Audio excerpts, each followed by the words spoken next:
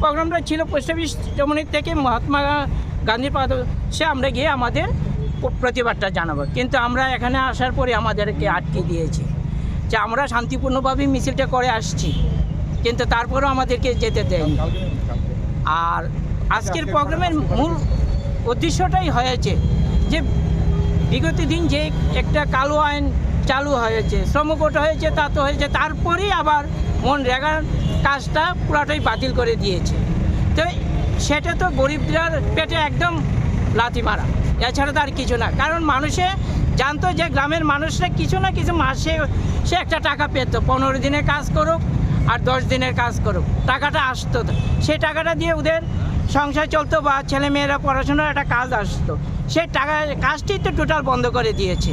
তো এখন দেখা যাচ্ছে যে সরকার যে গরিবদের সাথে নেই, তারা গরিবদের একটার পর একটা বঞ্চনাই করে চলছে।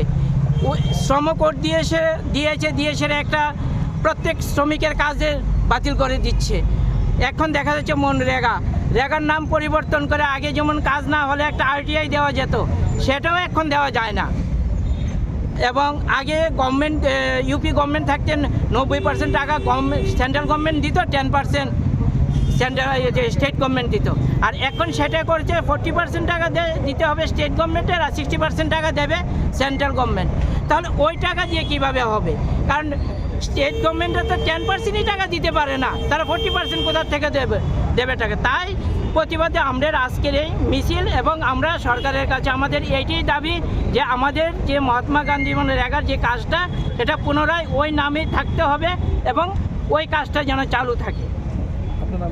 আমার নাম শান্তনু পাল, আমি অল ত্রিপুরা আনঅর্গানাইজড ওয়ার্কার কংগ্রেসের চেয়ারম্যান, এবং সেই বিলটার প্রতিবাদে আজকে আমরা এখানে বিলটাকে পড়লাম।